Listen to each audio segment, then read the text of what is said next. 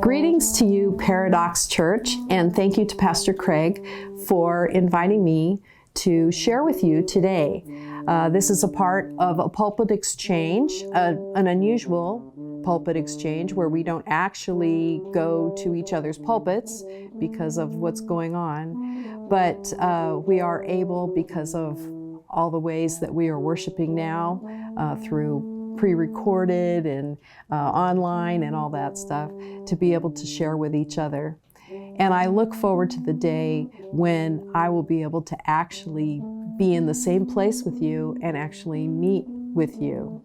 But I appreciate very much your pastor and the other pastors with whom we are a support network and a support group. And it has been particularly helpful to be a support network together during this past year.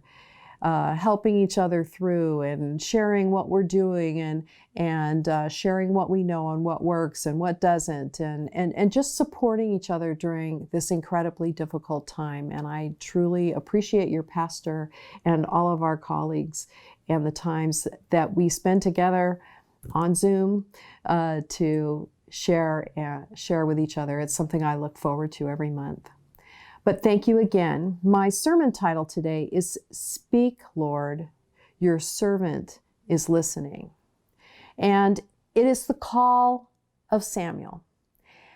And it's a passage that for a lot of people is familiar. And when we think of a call, those of us who are in ministry, particularly those of us, I know Baptist ministers get asked from time to time, so tell us about your call. What was your call to ministry? And we all have our stories of how we realized that God was calling us into pastoral ministry. For me, it happened back when I was in college. Between my freshman and sophomore year, it was a summer that I went to a conference up in Washington State on Vashon Island. And it was a conference for girls and young women, and it was planned by women. And it was the speakers, there were two speakers, and the speakers were both ordained pastors who were women. And I had never met a woman pastor before, and here I was in a place where there were two. Now, I had gone through a stage of my faith development where I was what we called a fundamentalist. And I believed that women had particular roles, and there were other roles that women really were not allowed to take on, and that certainly would be pastor. And so I was a little bit suspicious of these women that I met. But, you know, it was an all-women's conference. We were all women, and so I somehow justified justified it at that and went on. And I was fine until a woman who was a mentor of mine, somebody I respected, somebody who knew me well, somebody who had been in my life for some time. She said to me one day when we were walking from the conference hall to our cabin, she said, "Shawn, I think you should consider ministry." Well, I never dreamed that such a thing could be an option for me, and I didn't know what to think of it. I even said to her, "Well, what about what Paul has to say about women?" And she said, "Well, I think Paul was wrong." And at the time, that wasn't a very good answer. And by the way, I actually think we were wrong about Paul, but that's another sermon.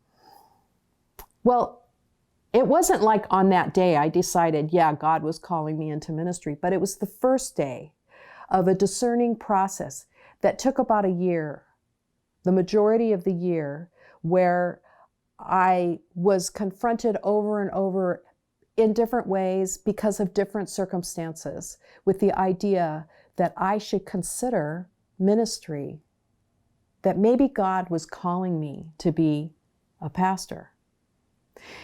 And by the end of that year, by the next summer, I had realized that yes, indeed, I do believe God is calling me into the ministry.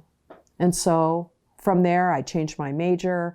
I went on to seminary after college. And after that, shortly after that, I was ordained. And I've been in pastoral ministry ever since. We look to this night that is described in the 3rd chapter of 1 Samuel.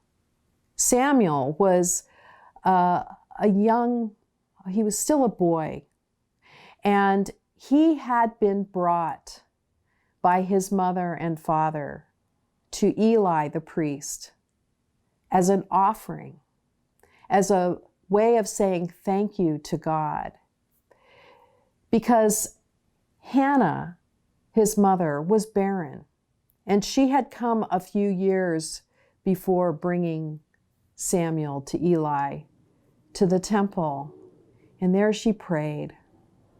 And old Eli just saw this woman praying silently and crying, and he didn't understand. We'll find out Eli is not exactly the best priest that ever lived. He didn't really understand what was going on. In fact, he thought she was drunk. And as she prayed to the Lord, he came to her and said, go home. What is your problem? And she explained, I'm not drunk. I am praying to the Lord that he will send me a son. And Eli at that point had kind of a change of heart. And as she left, he blessed her. And he said, may God hear your prayer. And sure enough, God did hear her prayer. And she gave birth to a son not long after that.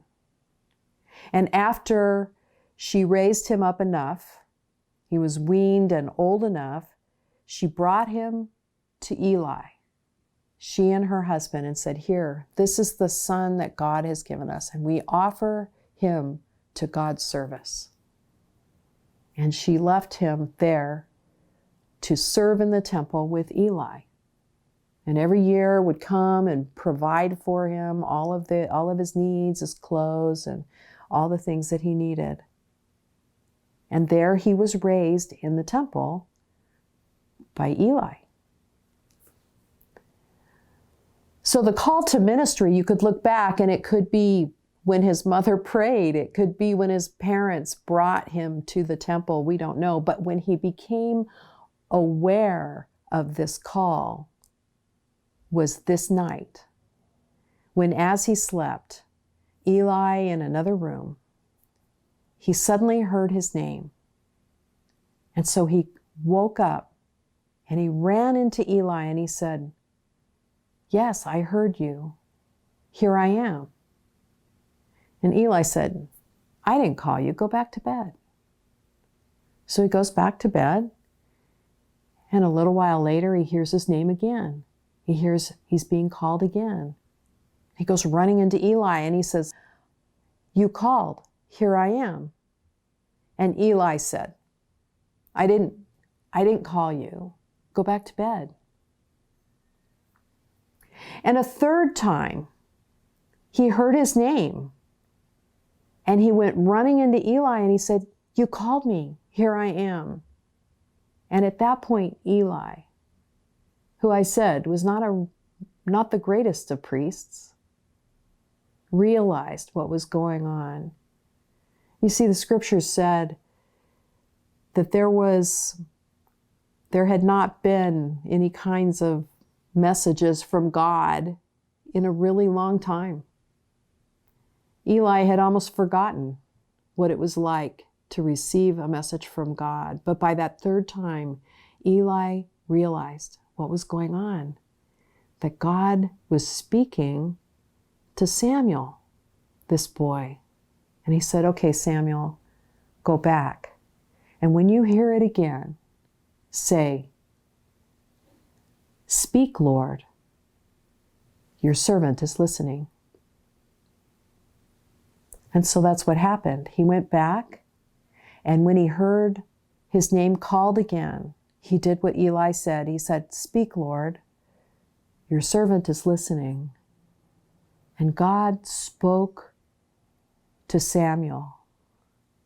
And he told him specifically what was going to be happening to Eli and Eli's family, because corruption had come into the priesthood. And Eli's family, his sons, were incredibly corrupt, sinning and doing horrible things and bringing a bad name to the priesthood and to God. And Eli let it happen. And so over the years, they experienced less and less of God speaking to them and directing them. And Eli's eyes grew dim, both physically and spiritually. But at this time, Samuel hears the word that says what is going to happen to Eli and his family. Now, what's interesting here is that Samuel doesn't hear the voice of God and know that it's God all by himself. He needs Eli to help him to understand that this voice that he's hearing is God's. Oftentimes, when we receive a call to ministry or a call of God in our lives, it doesn't happen in isolation. Now, there are private moments in the process where we discover what God is saying to us. But most often, we need mentors or we need the community to affirm what God is saying to us, to help us to understand that God is speaking to us. I needed that mentor of mine to say to me to begin with, Shawn, I think you should consider ministry. I needed somebody to look at my life and look at how my gifts and the things that were going on in my life and hear the Spirit of God speaking in her to say, Shawn, I think God's calling you to ministry. It doesn't happen in isolation. It happens with mentors and people around you, community. And then the community comes and affirms those gifts and affirms that God is indeed calling you to ministry. We call it call or vocation. And over the years, I served as a campus minister, both at USC and at Purdue University for many years. And over the years, I met people who were called to ministry. And I had the great privilege of being able to help them discern that call and then walk alongside them as they allowed God to speak to them and develop them and help them to understand that God was indeed calling them to specifically pastoral ministry. But it wasn't just those students that were going to become pastors. But I began to realize that every student that I worked with, everyone I worked with, God had a call for them. God had a vocation for them. God had something for them to do. And I didn't always know what it would be, but there would always be something that helped them to recognize that they had a call. Oftentimes they would go on a mission trip. We would go on a mission trip somewhere and they would have an experience on the mission trip and they would actually go home from the mission trip. Some of them would change their major. Others of them didn't change their major, but they began to see how God could work through them in that major, in that profession. And others found that their calling was so much bigger than whatever their job or their career was. And in fact, that's true probably of all of us. It doesn't matter what our career or our job is. We discover what God's calling is in our life and we live it out through our career, through our job, and through the other things that we do in our lives. A lot of times it has to do with our passion, What passion has God given us?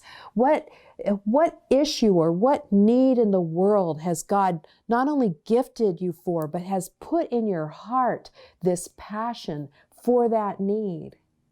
Bringing those together. One of the professors at USC while I was there was Dallas Willard, and I had the pleasure of getting to know him. And Dallas Willard was a philosopher, but he has been someone who has written about Christian spirituality. One time we were at a meeting where there were a whole group of Christian professors who happened to be Christians. And Dallas was talking to them. And he began to challenge them. And he said to them, how is it that the fact that you are a Christian, how does that impact what your discipline is and what you're doing with your life? For example, if you're a mathematician, how does the fact that you are a Christian, a follower of Jesus, impact how you study math? Now, our first inclination is to say, well, I'm a professor. Someone like that would say, I'm a professor. It has to do with how I treat my students and how I'm diligent in my study and all of that. But he said, no, it goes deeper than that. You're a mathematician. That is your field.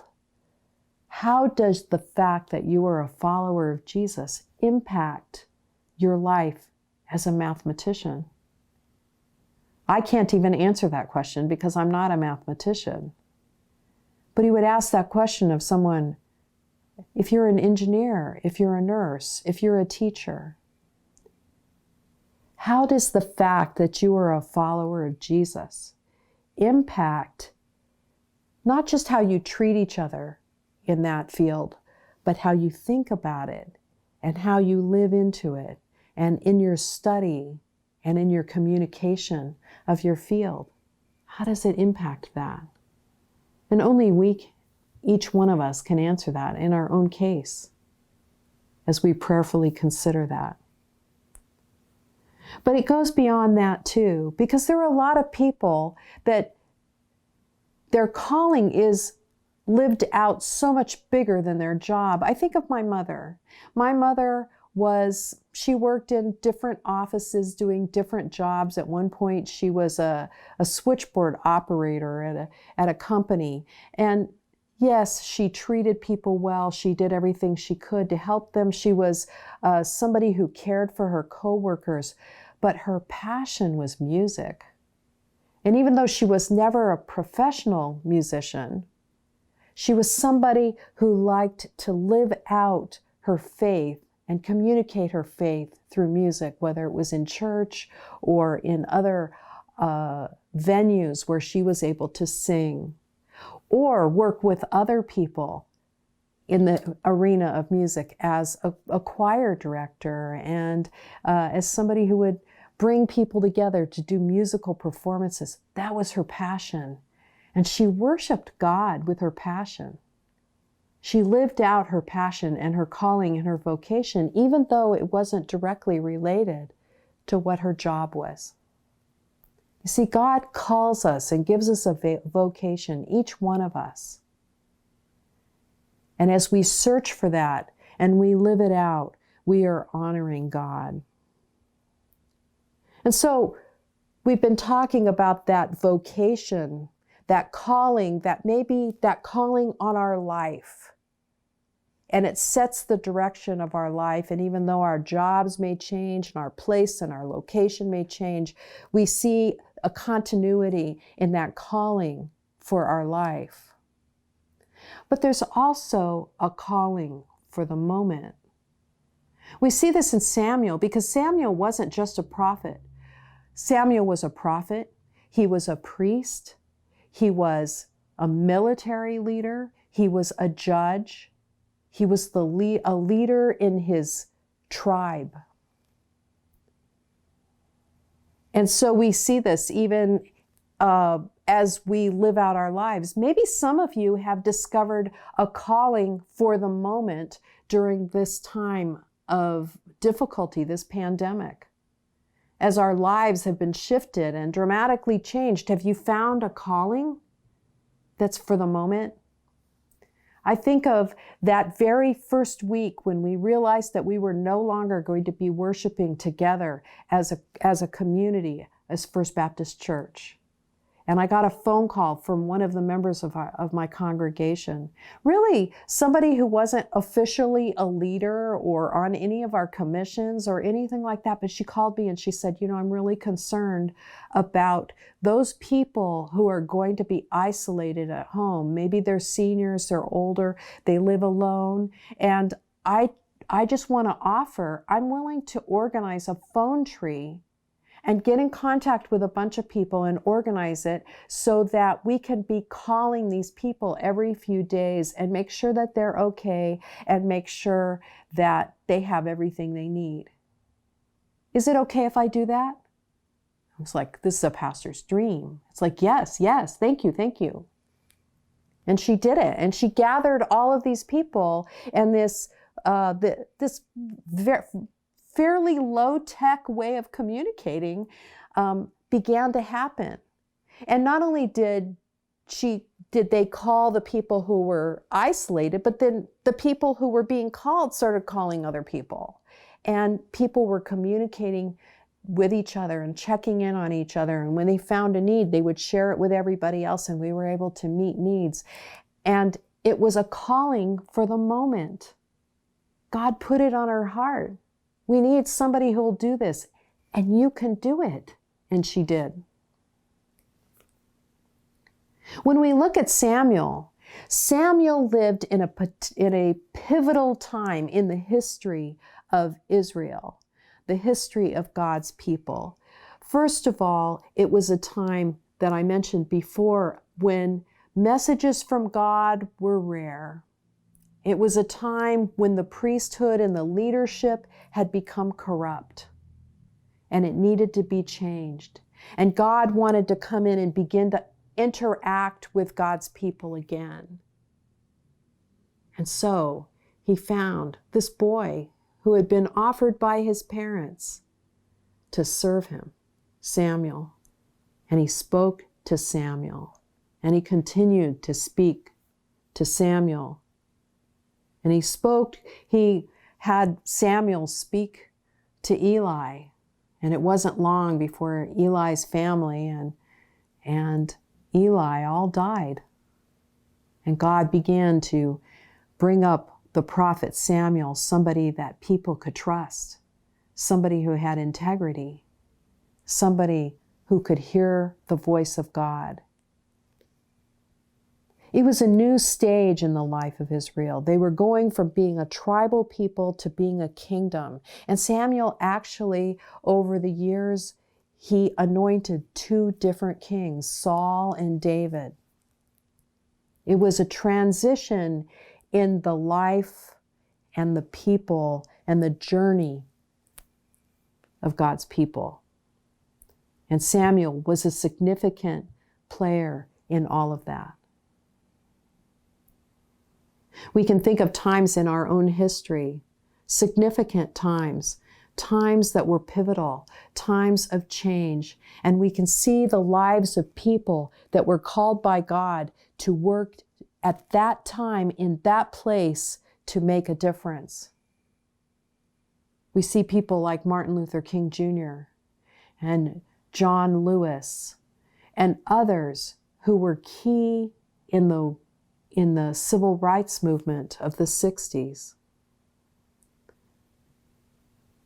bringing the vote to Black people in our country, working for justice, not just them, but then gathering together with other people and working as coordinating people of all areas and even of all races and religions, eventually came together to work towards civil rights and voting rights.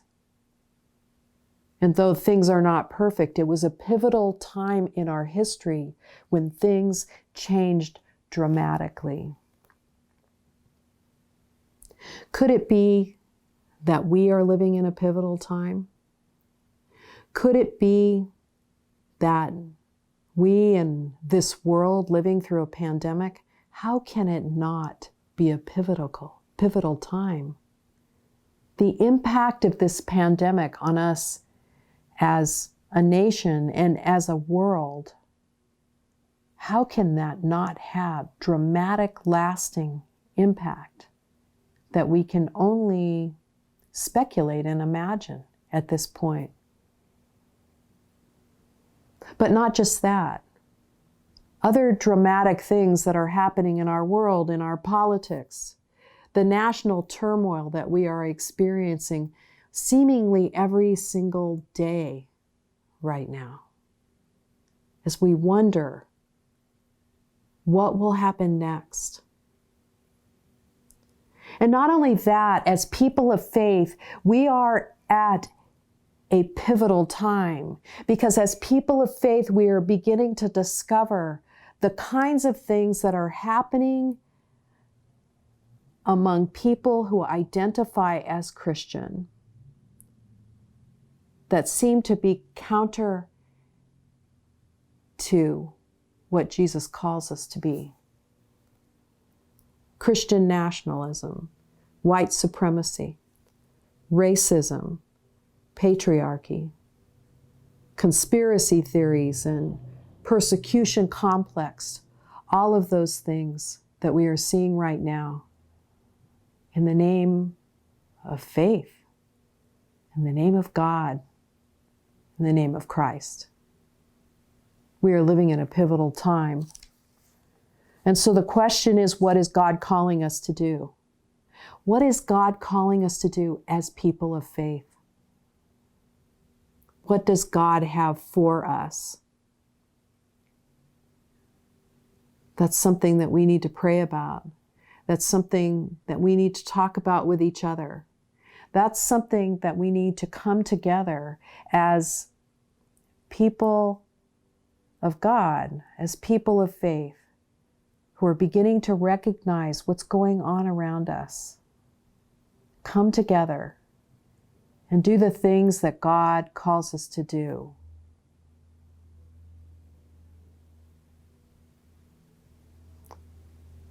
God gives every one of us a calling, a life's vocation. It may look different at various stages of our life. We may discover new aspects of that call in our life, but what we do know is that God is calling us to live our lives for Christ in every aspect of our life, whether it's our job or our career or our pastimes or our church life, whatever it is, God is calling us to live out that vocation that we call the kingdom of God. But God calls us in the moment as well. And there are moments that God has for us, whether it's a little moment where we realize that I have the gifts, the talents, the resources, everything to do this. I'm going to do it. God's calling me to take care of that issue, that problem. Or maybe it's some of the bigger stuff that's going on around us, where we need to even come together because we can't do it by ourselves. And live out our lives together, honoring God. And we need to remember that none of this happens in a vacuum, none of this happens in isolation, but we discover who we are and what our vocations are, what our call is in the context of mentors and community. And so not only do we need to listen to each other to find out what our own call is, but we need to be mentors and be that supportive community for people around us. And as we help them to discover what God may be calling them to do, whether it's a young child or a young adult in our congregation or in our family, or it's someone else of varying ages of adulthood, that we're able to see, maybe God's calling you to do this. Maybe God's calling you to be this. Is that God calling? Speak, Lord. Your servant is listening. Amen.